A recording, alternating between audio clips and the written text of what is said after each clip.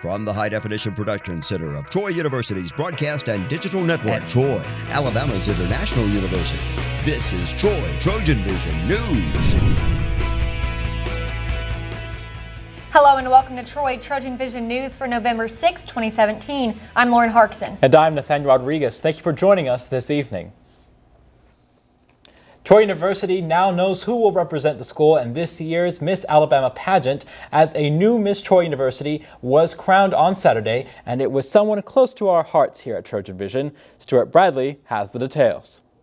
1 crown, 10 women, and magic filling the air. It sounds like the Miss Troy pageant, where a combination of wit, physique, talent, flashy designs, and a dash of magic provides one lucky lady the opportunity to represent Troy University in Miss Alabama. And this year's title goes to Madison Neal. I had such a peace about tonight. I did not worry. I just took each phase of competition one at a time and knew that whatever was going to happen was already predetermined. Madison also managed to take home one of the individual awards for Best Swimsuit. My favorite portion is swimsuit. I feel so fierce and so fun and flirty when I get up there and just strut. During competition, each contestant has a certain platform or an organization that they represent. For Madison, she was representing addiction awareness. Silencing the stigma. I really want to be that liaison between the administration and the students here who might be dealing with those problems and those issues. Madison has a big year ahead of her, preparing for the Miss Alabama pageant, representing the university, her platform, and overall making the most out of her opportunity. My advice to Madison is just to make every moment of this count, because it does go by a lot faster than you would think. Stuart Bradley, Troy, TrojanVision News. Neal will represent Troy in the Miss Alabama pageant in Birmingham in June. Walking is a common way to get from point A to point B, but Sunday afternoon, Troy residents were walking to make a point about raising awareness of suicide and its causes.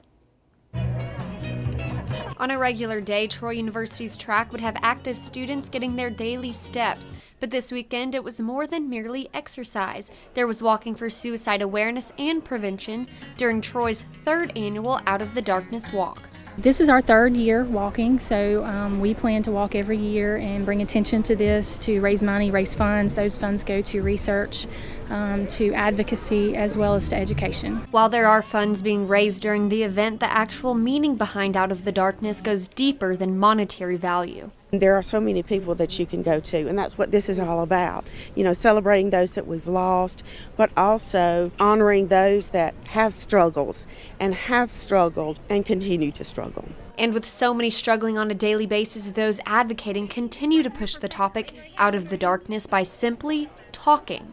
Suicide does not need to be a taboo word, because if you don't talk about it, it's going to continue. Besides walking for awareness or simply exercise, many are walking for those that are close to them who may be struggling or have struggled with suicide and depression. I walk for Kim. She's my first cousin. I lost her to suicide a few years ago. My grandfather, Lainey Davenport. Jordan Brabham. I am walking for myself today. And no matter who you might walk for, whether it's a family member, a friend, or yourself, it's important to remember. Reach out to someone, talk. To never give up, just keep fighting. Just get out and find things that can help you bring happiness to yourself. No matter who you are, how old you are, everybody can be suffering from something. So just always be aware of what you say to people, because you never know what they're going through. This year's Out of Darkness Walk was presented by the Troy Regional Medical Center and Troy University.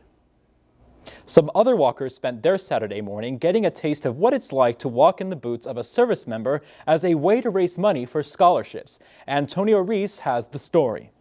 Saturday is typically referred to as a day of rest for a majority of people. However, this was not the case for a group of Troy students who decided to sacrifice their Saturday for a greater cause. Troy for Troops and the Student Veterans Association partnered up once again for its annual Rockathon event. This year saw many changes in comparison to last year, with the new addition of a bouncy house, face painting, and other various activities for children. The location was also moved from the Troy University track to the Biv Graves Quad. Today is the 70th anniversary that Alabama celebrated Veterans Day, and Mr. Raymond Weeks was a World War II veteran who spearheaded that. So in honor of that, we're having a ruckathon to raise money for our Troy for Troops scholarship. And this year alone, we have awarded 8 scholarships. Throughout the ruckathon, participants can be found running with a ruck, which consists of 20 pounds of various objects that simulates an active duty member's actual ruck. The event consisted of 2 teams, Go Air Force and Chair Force. The end results, Go Air Force took the top spot with a time of 34:46, and Chair Force finished as a runner-up with a time of 41:57. Both teams left with gift baskets full of prizes ranging from free entrees to free oil changes. We were told during Air Force ROTC that we had an opportunity to contribute to the Troy for Troops scholarships, and we wanted to give back to the community a little bit, so we wanted to participate in it. We got first place. I'm not going to complain too much. It was tough, but we came out on top today. Well, I came out today this morning because it's for a good cause. It's for a scholarship, so somebody's going to be able to go to school for this, and it was a great way to get some exercise, so I was willing to sacrifice my time for those 2 reasons. Several participants discussed the challenges they faced with running with the ruck. I mean, you just kind of felt more fatigued after the first lap. I thought it was going to be a lot easier. We, around the 3/4 of my first lap over there, it really started to take its toll. It was challenging. It was a 20-pound ruck that we had to carry around. I'm not used to carrying that much extra weight when I run, but it was just a matter of I had a team with me, and so the team mentality, just stick with it, and the team's going to be behind me. Antonio Reese, Troy, TrojanVision News. There will be another opportunity to help Troy for Troops this week through a dining out event Thursday night. For more information, you can contact the Troy for Troops Center at 670-3856. Up in the capital city, people were running for a good cause on Saturday morning. However, most of these runners were not dressed in your typical running gear. Their outfits were a little more super. Justin Walker explains from our Montgomery News Bureau. It's a bird. It's a plane. No, it's the first annual Superhero 5K and Fun Run held at Montgomery's Riverfront Park as hundreds came dressed to save the world and raise money for charity. We are at the Superhero 5K downtown Montgomery at the Amphitheater. All the benefits are going towards Child Protect. The turnout, we have about 130 people for the 5K and about 30 kids for the 1 mile fun run. So we got a good turnout. All proceeds raised from the Superhero 5K and Fun Run will go towards the charity Child Protect, whose mission it is to be an advocate for children when there are allegations of child abuse. We're a 501c3 nonprofit agency, and we assist DHR and law enforcement when there are allegations of child abuse. So we provide a forensic interview, which is basically a way to get the statement from the child about what happened to them. Fountain says that the 5K was a way to show support for those kids that have been the victims of child abuse, and that nonprofits like Child Protect are the real-life superheroes, but without the cape. Child Protect is for children. They are the superheroes for children, the neglected and the abused children. They do counseling for them, so we wanted to do something for the kids, and it's right after Halloween. It's perfect. Why not dress up as superheroes? In addition to the 5K and Fun Run, participants also had the opportunity to compete in a superhero costume contest. To donate to Child Protect, you can visit the website at childprotect.org. In Montgomery, Justin Walker, Troy, TrojanVision News. Funds raised in the Superhero 5K will benefit Montgomery's Child Protect Children's Advocacy Center to help abused and neglected children in the River region. Now, the latest in Trojan sports on Troy TrojanVision News. Hello and welcome to TrojanVision Sports. I'm Sarah Drake. The Trojan football team did not play on Saturday, but it's not because they didn't have a game, it's because they played on Thursday. Trojan football team is now 7-2 after defeating the Idaho Vandals on Thursday night in Veterans Memorial Stadium. And head coach Neil Brown says that this game was a quality win for the team. Proud of our guys for taking care of business on Thursday night. It was good to get a midweek game, a midweek win, quality win. I think Idaho is a good football team. I think they're well coached on both sides of the ball. It also marked the return of senior running back Jordan Chun, who rushed for 113 yards and 2 touchdowns. Chun tied the school record for overall touchdowns scored, but says that he's not thinking about breaking it. Adam does a good job of reminding me that I'm that close. I don't really pay attention to it. In high school, I wasn't really a big stat guy, so it kind of have a toll on me right now that I really don't be paying attention to it until I guess I break it. However, even with Chun's production, there were still some negatives that Brown saw in his offense Thursday night. Offensively, The negatives were the 2 turnovers. We had 2 turnovers in key situations. One of the interception going in to score, and then the fumble right after the sudden change. Both unfortunate. Both probably took points off the board. The Trojans defense allowed less than 100 yards in the game for the 6th time this season, and also sacked the Vandals quarterback 6 times. But Brown says that this was not their best performance of the year. Defensively, did not feel like we played our best. I think that's probably our least productive game that we've played all year. Defense has played well all year. Our statistics tell that story. They've kept us in every game, but we did not play our best. Way too many missed tackles. Didn't get off the field. I think they were 10 of 16 on 3rd downs. We had 0 takeaways and didn't cover good enough. And Brown says that he saw improvement from the special teams unit in Thursday's game. Maybe our best performance in special teams all year. Our punt team, again, allowed 0 punt return yardage. We're doing a good job in coverage. Our kickoff team was much improved from Georgia Southern. I thought Bratcher did a great job with his kickoffs. Very effective field goal. Tyler continues to do a good job.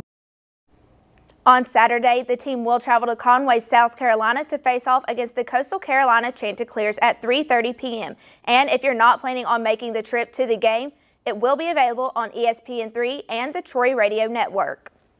The Trojan volleyball team looked to get out of a slump after a recent loss streak when they hosted UL Lafayette. Brianna Jones has the highlights from the game.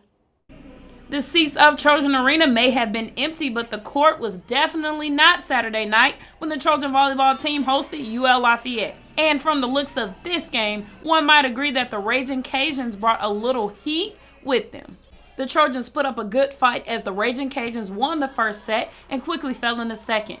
However, after that loss, the Cajuns didn't look back, and head coach Josh Lauer believes they are top of the conference for a reason. Well, I thought we bounced back well after not playing too great on Friday night. Lafayette is, they're the top of the conference for a reason. They do not make a lot of errors. They had 13 unforced errors in 4 sets. That's the most efficient team that we have played all season long, and we've played some good teams. So kudos to them. The Trojans unfortunately fell in the 3rd and 4th rounds by only close numbers. But with conference games still to come, Lauer says there is some work that needs to be done. I thought our girls grinded in there, we never gave up. And so, it was good to see us bounce back and play a little bit more aggressive and competitive than we did on Friday night. But we got some work to do this week. And even though the ladies have increased that loss streak to 4, head coach Josh Lauer says they will keep fighting until they can't play anymore. We're still in it, We're going to keep fighting until they say we can't play anymore. I mean, we're passing really, really well right now. We got to get a little bit more consistency out of our offense right now. And so I think that we're killing the ball at a pretty good percentage, but we gotta clean up our unforced errors a little bit and control some of the chaos plays. Unfortunately, the Trojans did fall to the Raging Cajuns 3-2. And hopefully the ladies will get a chance to regain focus when they take on Appalachian State next Friday for senior night. Brianna Jones, Troy, TrojanVision Sports. Once again, the Trojans will take on Appalachian State for senior night Friday and Coastal Carolina on Saturday. First set for both games is at 6:30 p.m. and the games will be televised on ESPN3. The Troy women's tennis team came out strong in the final day of the Roberta Allison Classic hosted by the University of Alabama. In doubles, Nancy Karaki and Sine Ota won the doubles backdraw title with a 6-4 win over South Alabama and wrapped up the day with a 6-1 victory over a duo from USF. On the single courts, 3 Trojans came out on top as Ota earned another backdraw title. Karaki worked her way to the top to take the Stacey Dodd draw title. Freshman Mattia Melajevic won the Cotillion Brassington draw to cap the big day for the Trojans.